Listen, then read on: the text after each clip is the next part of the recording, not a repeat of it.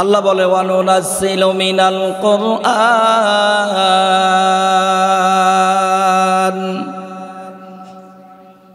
মা হুয়া শিফাআ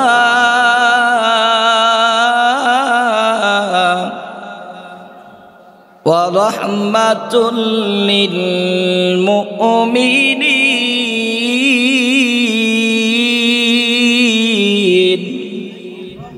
জোরে কোন আল্লাহু আকবার। আল্লাহ বলেন, ও দুনিয়ার মুমিনরা, তোমাদের জন্য আমি আল্লাহ তাআলা গোটা কোরআনুল কারীমকে শিফা হিসাবে দান করলাম, সমস্ত রোগের ঔষধ হিসাবে আমি আল্লাহ দিলাম।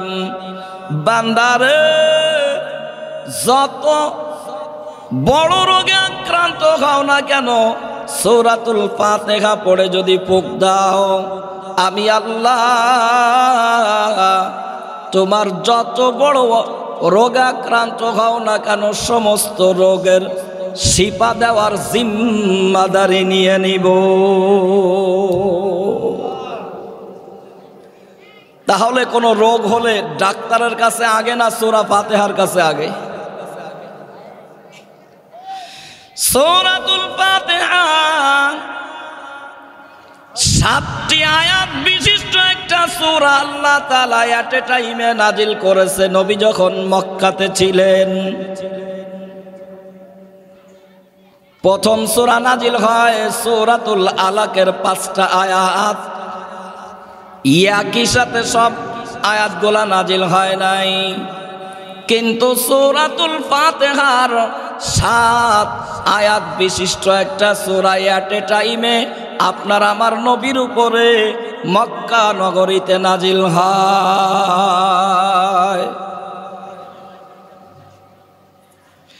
এই সূরা ফাতিহার মধ্যে প্রথম আয়াতে আল্লাহ বলে আলহামদুলিল্লাহি রাব্বিল আলামিন। সমস্ত প্রশংসা কার? আরো জোরে বলেন কার? দুনিয়ার জগতে যে যেখান থেকে আল্লাহর কালামের তেলাওয়াত করে, আপনার আমার নবী বলেছে দুনিয়ার সমস্ত মানুষের কোরআন তেলাওয়াত আমার আল্লাহ মনোযোগ সহকারে শোনেন এবং উত্তর দেন। বান্দা যখন বলে আলহামদু, আপনার আমার মালিক বলে লিমানিল হামদু ইয়া আবদি, ও বান্দা কার প্রশংসা করো? বান্দা বলে লিল্লাহি, আল্লাহ বলে সে আল্লাহকে, বলে রব্বিল আলামিন।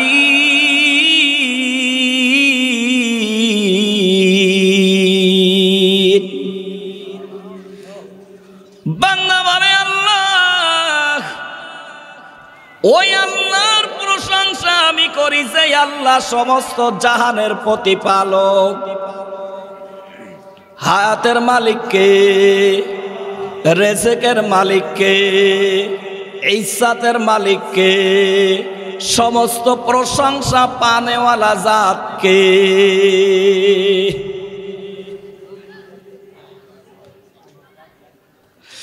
রব্বুল আলামিন বলে বান্দা সমস্ত প্রশংসা আমি আল্লাহর জন্য তুমি করলা, আমি কেমন লালন পালনকারী বোঝো।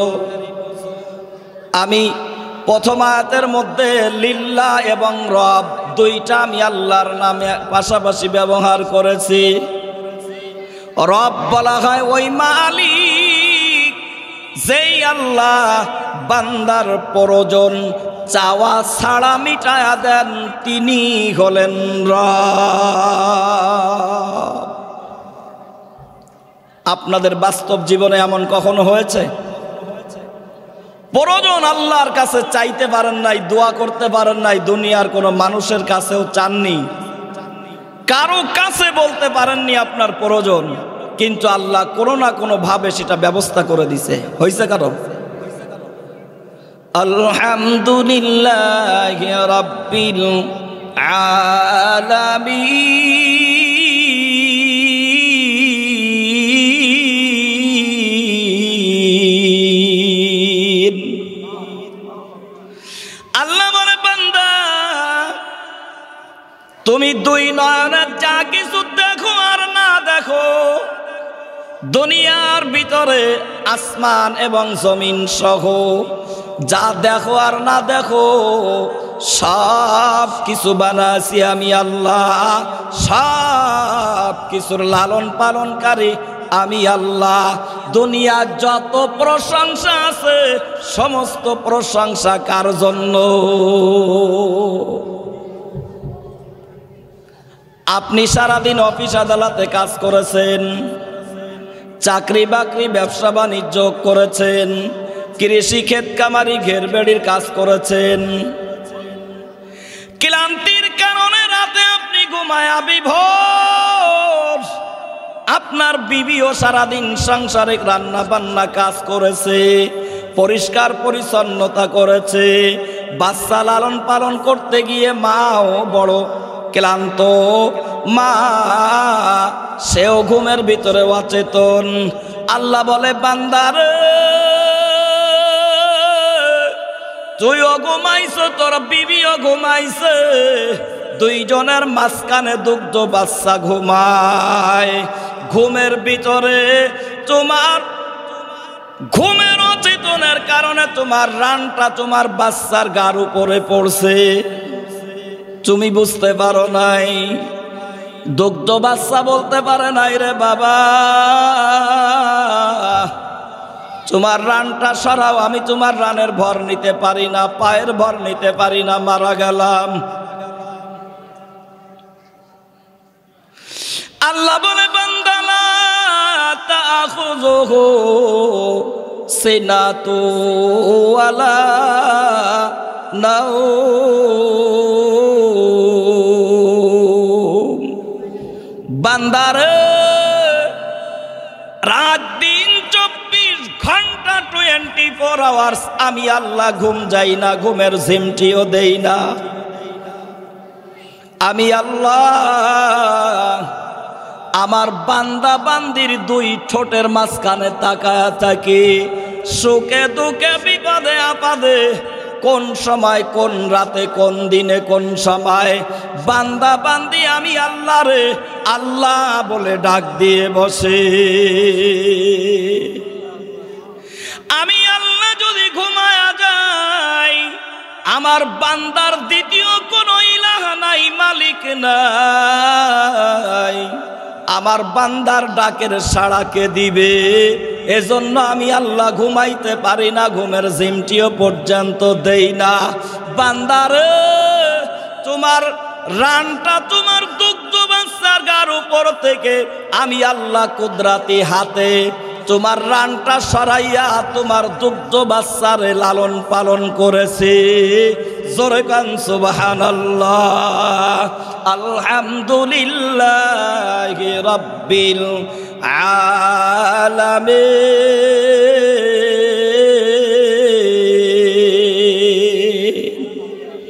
আল্লাহর দয়া কুদরত আমরা বুঝি না।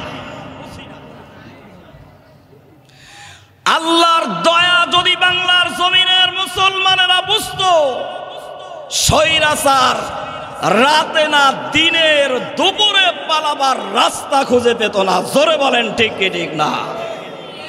আমরা দেখেছি আল্লাহর বিরুদ্ধাচরণ করার কারণে, মুসলমানের বিরুদ্ধে অবস্থান নেওয়ার কারণে গোটা বাংলার জমিনে ইমানদার তাওহীদি যখন নারায়ে তাকবীরের স্লোগান দিয়েছিল, স্বৈরাচার দিনে দুপুরে খাবার খেতে পারে নাই, পালাবার রাস্তা খুঁজে পায় নাই। জোরে বলেন ঠিক কি ঠিক না? এই ইতিহাস থেকে বাংলার জমিনে শিক্ষা নেওয়া উচিত। সামনে যারা ক্ষমতায় যাবে, মুসলমান কোরআন হাদিসের বিরুদ্ধে অবস্থান নিলে তারাও ক্ষমতার মসনদে টিকবে না, টিকবে না, টিকবে না। জোরে বলেন ঠিক কি ঠিক না? আমার ভাইরা, সমস্ত প্রশংসা হবে কার? ক্ষমতায় গেছো, প্রশংসা হবে কার? ক্ষমতার থেকে নামাইছে, প্রশংসা হবে কার? আর-রহমানির রহিম।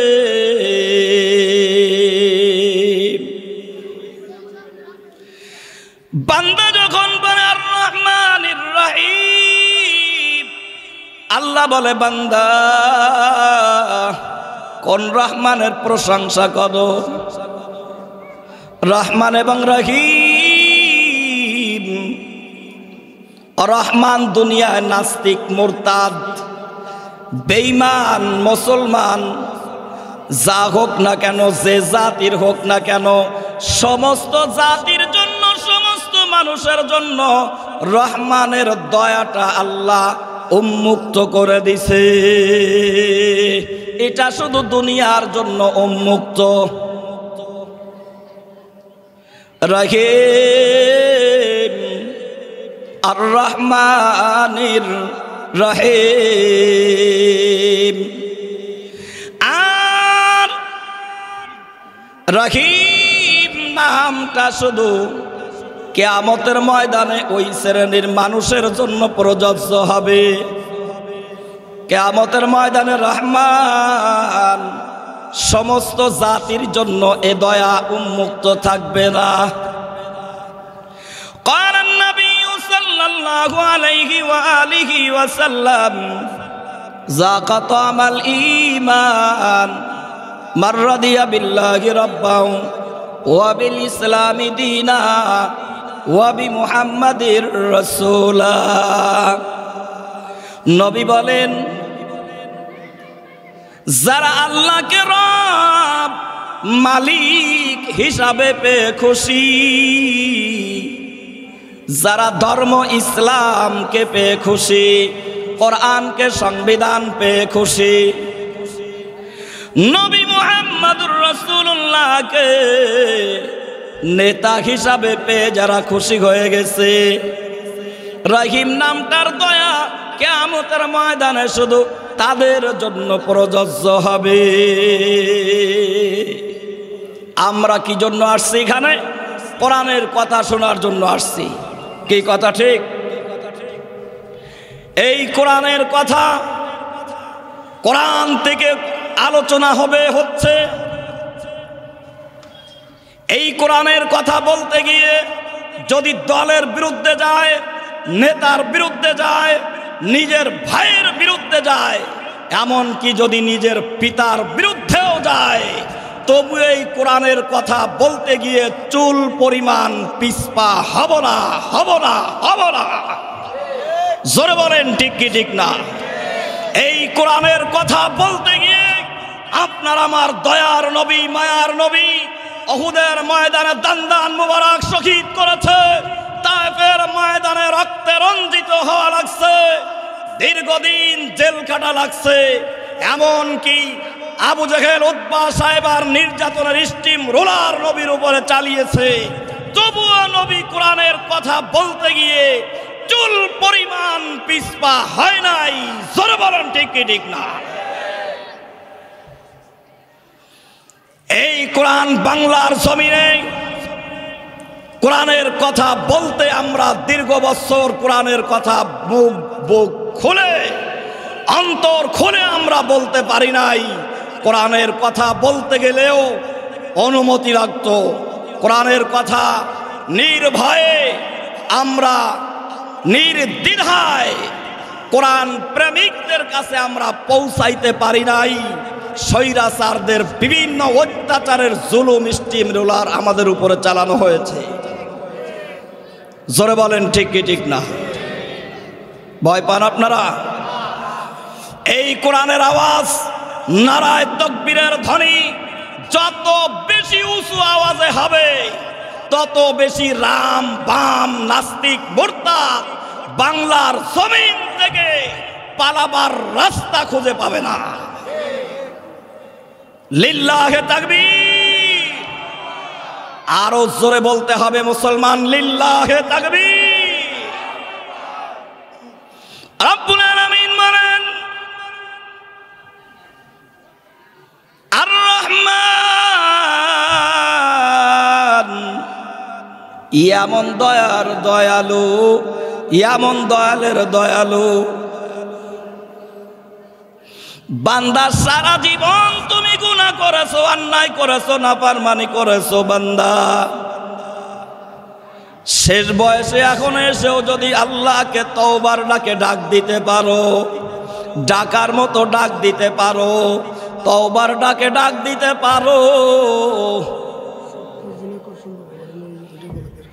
ডাক দিতে যদি পারো, আল্লাহ বলে বান্দারা তোর তওবার ডাকে আমি আল্লাহকে ডাকতে দেরি, আমি আল্লাহ তোর জীবনের সমস্ত গুনাহ ক্ষমা করতে দেরি করি না, আমি হলাম রহমান। قل يا عبادي الذين أسرفوا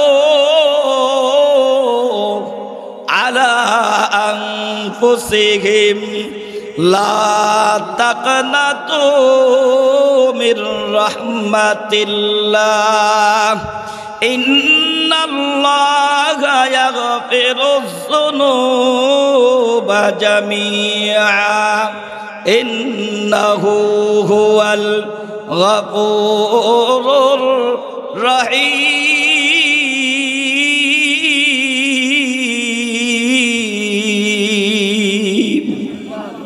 জোরে কান আল্লাহু আকবার।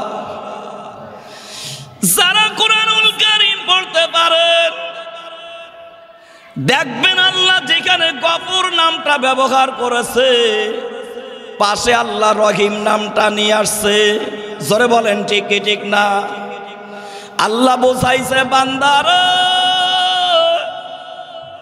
আমি আল্লাহ এমন রহমানের রহিম, এমন দয়ালের দয়ালু, আমি আল্লাহর তওবার ডাকে ডাকতে দেরি, আমি আল্লাহ তোমার ডাকের সাড়া দিতে দেরি করি না।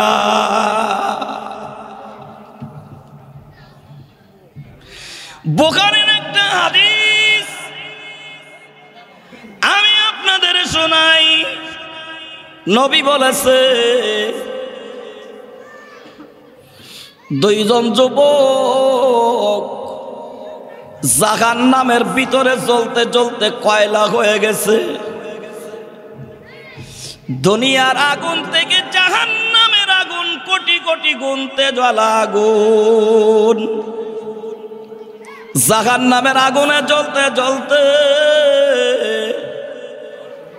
কয়লা হয়ে গেছে। জাহান্নামের মধ্য থেকে ডাকতে বলে রে মালিক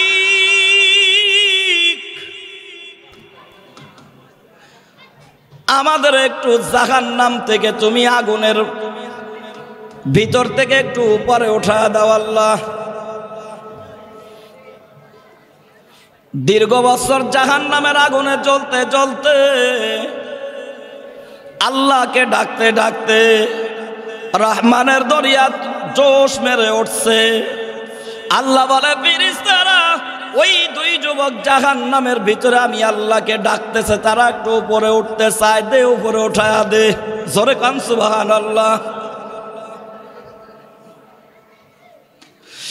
উপরে ওঠার পরে আল্লাহ জিজ্ঞাসা করে যুবক তোদের আমল নামায় এমন কোন নেকের কাজ তো দেখি না যে আমলের বিনিময়ে আমি আল্লাহ তোদের জান্নাতে দিব।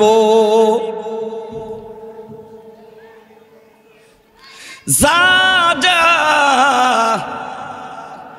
জান্নাতে দেওয়ার মতো এমন কোন আমল আমি তোদের আমল নামায় পাইতেছি না, জাহান্নামে চলে যা। আল্লাহ বলা মাত্র দৌড় দিছে জাহান্নামের দিকে যুবক। আর এক যুবক কান্দে আর বারবার পিছে আল্লাহর দিকে তাকায়, আবার সামনে হাঁটে। আবার একটু পিছে পিছে আল্লাহর দিকে তাকায়।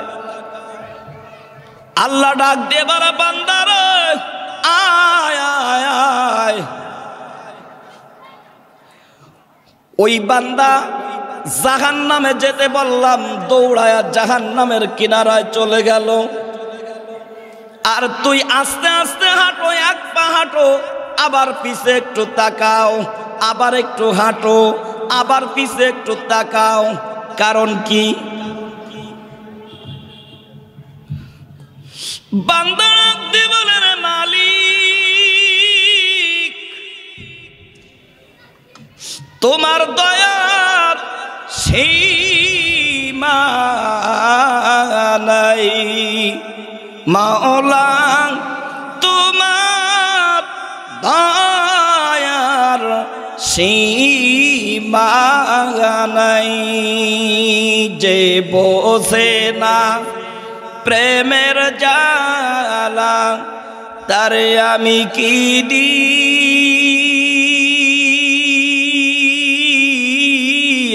বোঝাই। মাওলা তোমার প্রেমাগুণ আমি জ্বলিয়া হইলাম ছাই। আল্লাহ তোমার দয়ার সীমা নাই।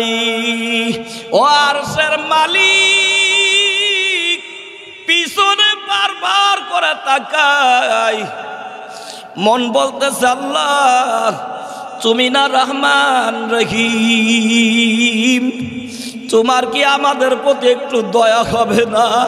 তোমার কি একটু মায়া লাগে না? আমার মন বলে, রে আল্লাহ তুমি রহমান রহিম গফফার গফুর। বারবার পিছনে পিছনে তাকাই, তোমার দয়া হবে রহমানের ওসিলায়, এজন্য পিছনে বারবার করে তাকাই।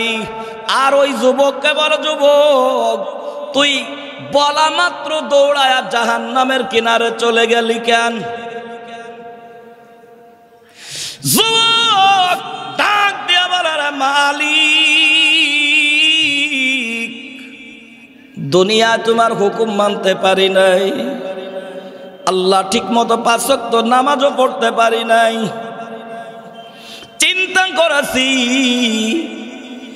এখন তুমি যা বলবা, যা বলেছো বলা মাত্র যদি আমি আমল করতে পারি, এ ওসিলায় হয়তোবা তুমি আমারে মাফ করে দিতে পারো। মাগফিরাত দার তুমি দাজ লুৎফে তো जाके खुद पर मुदाए ला तक ना तो याद में तेरी सबको बुला दो कोई ना मुझको याद रहे।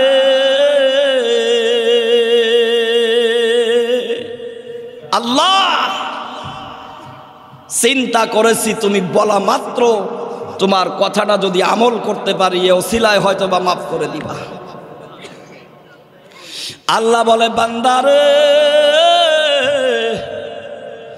তোদের দুইজনের বর্ণনা শোনার পরে আমি আল্লাহ জানতাম তোদের মনের অবস্থা কি। এরপরও তোদের বর্ণনা শোনার পরে আমি আল্লাহর রহমানের দরিয়ায় জোশ মেরে উঠছে। বান্দারা যা যা তোদের উভয়কে আমি মাফ করে জান্নাতের ফয়সালা করে দিলাম।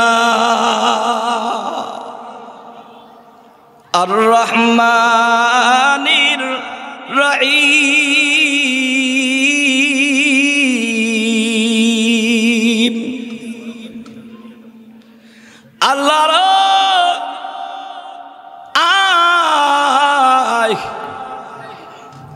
দুনিয়ার মুসলমানেরা ভালো করে বোঝেন আপনার আমার মাওলা এমন দয়ার মালিক, যেই মালিকের কাছে যত বেশি চাওয়ায় তত খুশি, যত চাবে বান্দা তত খুশি, যত দোয়া করবে তত খুশি, যত আল্লাহর কাছে চাবে তত আল্লাহ খুশি। हर गरीब ने के तू तैयार है जो ना मांगे उससे तू बेजार है আল্লাহ বলে বান্দা আমার কাছে যত বেশি ক্ষমা চাবা যত বেশি আমি আল্লাহর কাছে চাবা তত বেশি আমি আল্লাহ খুশি আমার কাছে না চাইলেই আমি আল্লাহ বেজার এমন দয়ার মালিক গোটা দুনিয়া দ্বিতীয় আর একজন রে পাওয়া যাবে না জোরে বলেন ঠিক কি ঠিক না এই গভীর রাত্রে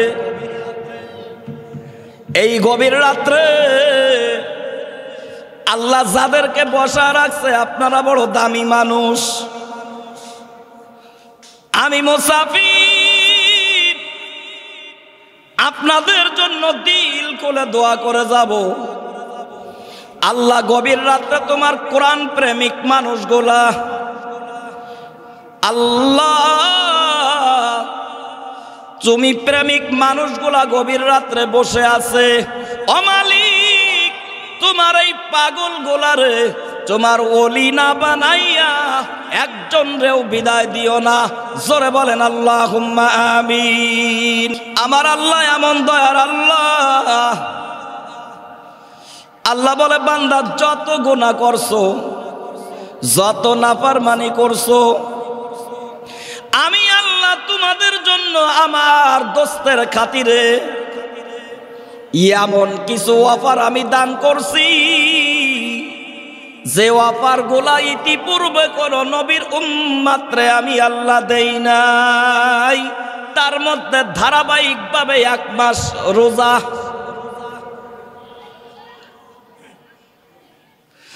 আল্লাহ বলে বান্দারা ধারাবাহিকভাবে 1 মাস রোজা যদি রাখতে পারো 11টি মাস আমি আল্লাহ থেকে যত দূরে সরে গেছিলাম আমি আল্লাহর নিকট থেকে বান্দা আমি আল্লাহ থেকে যত দূরে সরে গেছো গুনাহ করতে করতে নাফরমানি করতে করতে বান্দা যখন রমজানের 30টা রোজা রাখবা 30টা তারাবি 20 রাকাত করে আদায় করবা রোজার হিফাজত করবা আমার আল্লাহ বলে বান্দা প্রথম রহমতের দশকে তোদের সকলের পরে খাস রহমত নাজিল করে মাগফিরাতের দশকে আমি আল্লাহ তোদের ক্ষমা করে দেব নাজাতের দশকে বান্দা তোদেরকে জাহান্নাম থেকে নাজাত দিয়া বাসর ঘর জান্নাতের মালিক বানায়া দেব শুধু তাই নয় রে বান্দা 5টা রাত্র আমি আল্লাহ তোমাদের জন্য দান করেছি যা ইতিপূর্বে কোন নবীর উম্মতরে দেই নাই 2 ঈদের 2 রাত্রে শবে মেরাজের রাত্র শবে বরাতের রাত্র শবে কদরের রাত্র ও বান্দা এ রাতে যদি ইবাদত বন্দেগী করিয়া আমি আল্লাহর কাছে তওবার ডাকে ডাক দিতে পারো বান্দারা ডাক দিতে দেরি তোমাদের ক্ষমা করতে দেরি করি না আল্লাহ তাআলা যেন আমাদের সবাইকে রমজানের রোজা ইখলাসের সাথে আল্লাহর সন্তুষ্টির উদ্দেশ্যে রাখার তৌফিক দান করেন বলেন আমিন আলোচনা শেষের পথে এখনই দোয়া করব ইনশাআল্লাহ মালিকি ইয়াউমিদ্দিন কেমন মালিক আল্লাহ আমাদের আল্লাহ বলে বান্দা দুনিয়ায় যা কিছু তোমরা দেখো সব কিছু আমি তোমাদের উপকারার্থে বানাইছি অনার্থক আমি আল্লাহ কিছু বানাই নাই সব কিছু তোমাদের উপকারার্থে বানাইছি আর তোমাদেরকে বানাইছি একমাত্র আমি আল্লাহর গোলামির জন্যে ইমাম বাইজাবি রহমাতুল্লাহি আলাই তাফসীরে বাইজাবির ভিতরে লেখছে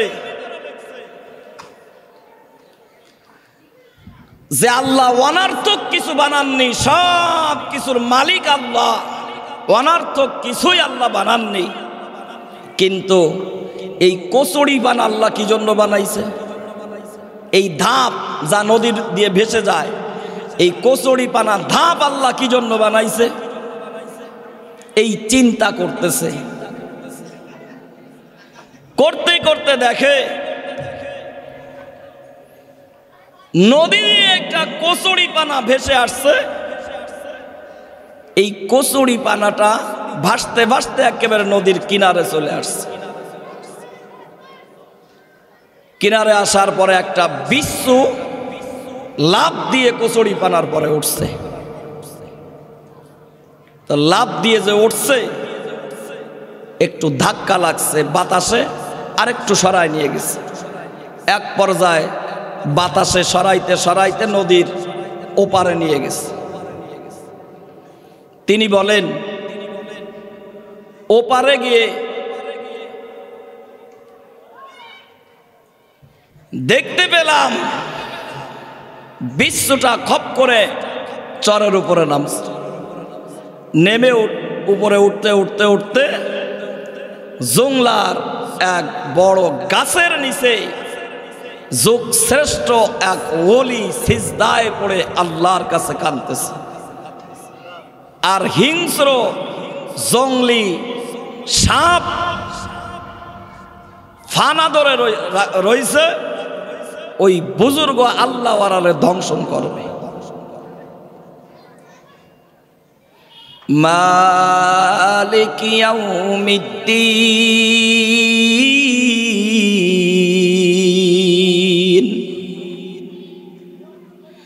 ইমাম বাইজবী বলেন, আমি তখন বুঝতে পেলাম রে মালিক, অনার্থক তুমি কিছু বানাও নাই। এই কচুরি পানার মাধ্যমে বিচ্ছুটারে ওপার থেকে এপারে এনে তোমার এই ওলি সিজদায় পড়ে কাঁদতেছে। এই বিষাক্ত সাপটারে বিচ্ছু এসে মাজায় কামড় দিয়ে দিছে। বিচ্ছুটার সাথে সাথে প্যারালাইসিসের রোগী হয়ে পড়ে গেছে। ও আল্লাহ, তুমি অনার্থক কিছুই বানাও নাই রে মালিক। এই কচুরি পানাটারে তুমি পরিবহন নৌকা বানাইয়া বিশ্বটারে ওপার থেকে পারে আনিয়া সাপটারে প্যারালাইসিসের রোগী বানাইয়া তোমার এই বান্দারে তুমি হিফাজত করেছো। আল্লাহ, তুমি হলে সত্যিকারের মালিক। মালিক ইয়াউমিদ্দিন।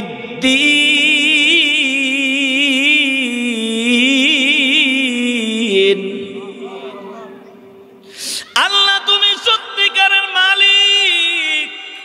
শুধু মালিক নয়, সব কিছুর মালিক শুধু তাই নয়, তুমি আখিরাতের দিনেরও মালিক, শেষ দিবসের মালিক। শেষ দিবসের মালিক আল্লাহ, এটাকে আমরা বিশ্বাস করি। হ্যাঁ, যদি বিশ্বাস করতাম তাহলে নামাজ ছাড়তে পারতাম না।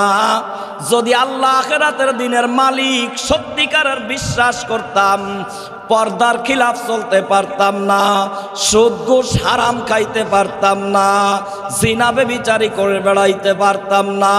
জোরে বলেন ঠিক কি ঠিক না? বান্দারে, আল্লাহ শেষ দিবসের মালিক। বিচারের আসন কায়েম হবে আরাফার ময়দানে। সমস্ত জমিন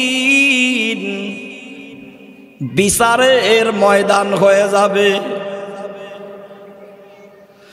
আসমান টাস টাস করে ভেঙে পড়বে, তারকারাজি খসে খসে পড়বে, চন্দ্র সূর্য ভেঙে পড়বে, সব একাকার হয়ে যাবে। আরাফার ময়দানে আল্লাহর বিচারের স্টেজ কায়েম করবে। আরাফার ময়দানে যখন গেছিলাম, ভিতরটা ভেঙ্গে চুরে কেমন যেন চুরমার হয়ে আসতেছিল রে আল্লাহ। এটা হবে তোমার বিচারের স্টেজ। এই ময়দানে না তুমি বিচারের কায়েম করবা। আল্লাহ গো, কিয়ামতের ময়দানে সমস্ত মানুষের সামনে বেইজ্জতি করবা না রে মালিক। এই ময়দানে না তুমি বিচার শুরু করবা। আল্লাহ তুমি অধমটারে যখন এই ময়দানে নিয়ে আসছো, বিচারটা আজকে করে দাও। হাসরের ময়দানে সমস্ত মানুষের সামনে বেইজ্জতি করবা না। হাজী সাহেব কেউ থাকলে জানেন, এমন কোন হাজী নাই রে আরাফার ময়দানে গেলে চোখে পানি রাখতে পারে।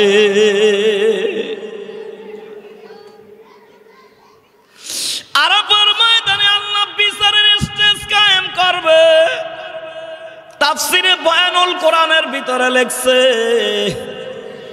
আল্লাহ যে বিচারের স্টেজ কায়েম করবে, ওই স্টেজের পায়া হবে 8 লক্ষ পায়া। জোরে বলেন কয় লক্ষ পায়া? এক একটা পায়ার দূরত্ব হবে, নবী বলেছে, দ্রুতগামী শক্তিশালী একটা ঘোড়া 24 আওয়ার্স, রাত 3 24 ঘন্টা 500 বছর দৌড়াইয়া এক পায়া থেকে আর এক পায়া পর্যন্ত লাগল পাবে। এরকম পায়া হবে কয়টা? 8 লক্ষ পায়া হবে। স্টেজ বড় হয় না চেয়ারটা বড় হয়? স্টেজ বড় হয়। এই 8 লক্ষ পায়া হবে। আল্লাহ যে চেয়ারে বসবে, এই চেয়ারটার স্টেজের পায়া কত বেশি হবে এটা বর্ণনায় আসে নাই। আল্লাহর বিচারের চেয়ারের পায়ার বর্ণনা বয়ানুল কোরআনের ভিতরে আসছে।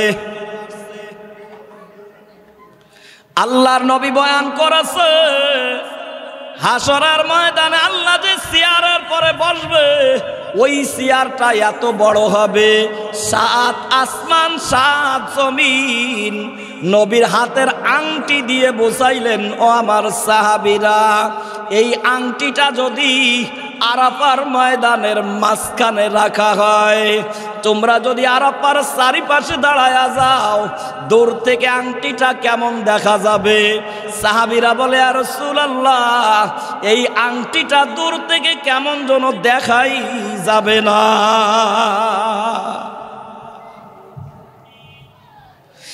আল্লাহ নবী বলে, আমার সাহাবীরা, আল্লাহ যে বিচারের চেয়ারে বসবে, ওই চেয়ারটা এত বড়, 7 আসমান 7 জমিন আল্লাহর বিচারের চেয়ারের মাঝখানে রেখে দিলে ওই ছোট্ট আংটির মতো হবে, কেমন যেন দেখাই যাবে না। ওয়াসিআ কুরসিয়ুহুস সামাওয়াতি ওয়াল আরদ মালিকি ইয়াউমিদ্দিন।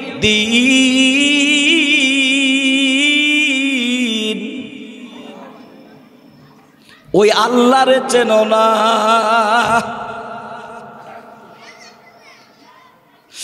আল্লাহ বলে, এই বিচারের স্টেজ যখন কায়েম হবে, আদম থেকে নিয়ে কিয়ামতের দিন পর্যন্ত যত মানুষ জগতে আসছে, যত মাখলুক জগতে আসছে, যারা চলে গেছে, সব জমিনের পরে আল্লাহ জিন্দা করে উঠাইবে। আল্লাহ বিচারের স্টেজ কায়েম করিয়া বিচারের চেয়ারে যখন বসবে, তখন আল্লাহ ডাক দিয়া বলবে, রে দুনিয়ার মানুষ, লিমানিল মুলকুল ইয়াউম লিল্লাহিল ওয়াহিদিল কাহ্হার। আল্লাহ ডাক দিয়া বলবে, আর আজকের দিনের মালিক কে? মালিক ইয়াউমিদ্দিন, লিমানিল মুলকুল ইয়াউম। আল্লাহ শেষ দিবসের মালিক বিচারের স্টেজে চেয়ারে বসিয়া ডাক দেবে আজকের দিনের মালিককে। কেউ উত্তর দেওয়ার সাহস পাবে না। আল্লাহ নিজেই বলবে লিল্লাহিল ওয়াহিদিল কাহ্হার।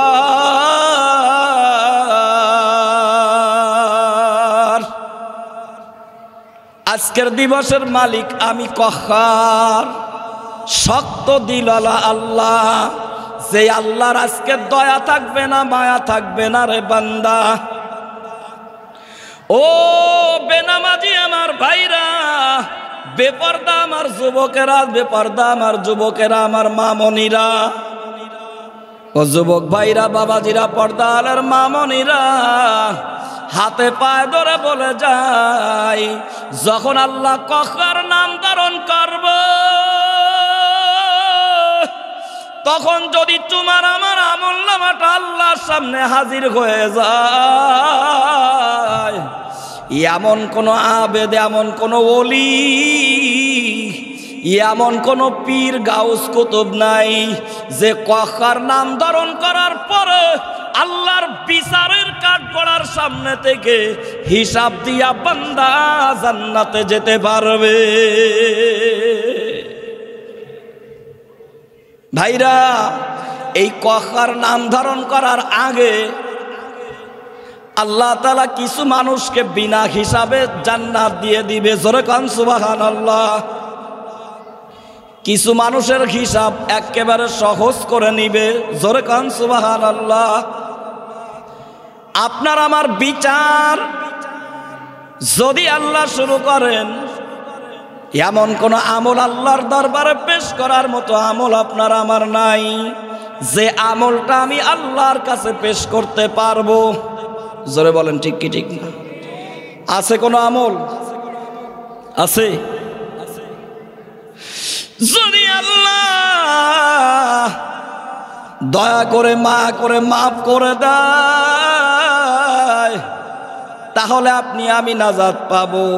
যদি আল্লাহ বিচারের কাঠগড়ায় হিসাবের আমলনামা টান দেয়, নাজাত পেয়ে জান্নাতে যাওয়ার কোনো সুযোগ নাই। এজন্য আমার ভাইরা, হাতে পায়ে ধরে বলি, আল্লাহ ওই দিন এমন কিছু মানুষকে আল্লাহ হাসরের ময়দান থেকে যাচাই বাছাই করে নিজের রহমতের ছায়াতলে আশ্রয় দান করবে। ওই বান্দাদের তালিকায় কি আপনারা থাকতে চান? কে কে থাকতে চান? হাত তুলে আল্লাহকে দেখান। ও আরশের মালিক, এই গভীর রাত্রে তুমি তোমার পাগলগুলার হাতের দিকে একটু তাকা, দেখো, একটু নাড়া দেন, এরম নাড়া দেন, দেখেন কত চমৎকার লাগে। আল্লাহ দেখো তোমার পাগলেরা বিনা হিসাবে আল্লাহ তোমার জান্নাতের মালিক হতে চায়, তুমি কবুল করে নিও। বলেন আমিন। এক নাম্বার, মুআল্লাকুল মাসাজিদ, অকলবুল মুআল্লাকুল মাসাজিদ। নবী আলাইহিস সালাম বলেন, যাদের অন্তরটা আল্লাহর ঘরের সাথে লটকানো ছিল, যাদের সম্পর্কটা আল্লাহর ঘর মসজিদের সাথে ছিল, যাদের সম্পর্ক নবীর ঘর মাদ্রাসার সাথে সম্পর্ক ছিল, যারা মাদ্রাসারে মহব্বত করত, যারা আল্লাহর ঘরে মহব্বত করত, সন্তান আদিরে আলেম আলেমা বানাইতো, মাদ্রাসায় যাতায়াত করত, মাদ্রাসার খোঁজ খবর নিত, মাদ্রাসার সুবিধা অসুবিধা শেয়ার করে নিত, 5 ওয়াক্ত নামাজ আল্লাহর ঘর মসজিদে যাইয়া আদায় করত, ফজর আদায় করে আসতো, অপেক্ষা করত কোন সময় জোহরের রক্ত আসবে, জোহর আদায় করার পরে অপেক্ষা করত কোন সময় আসরের আজান দিবে, আসর নামাজ আদায় করার পরে অপেক্ষা করত কোন সময় না মাগরিবের আজান হবে।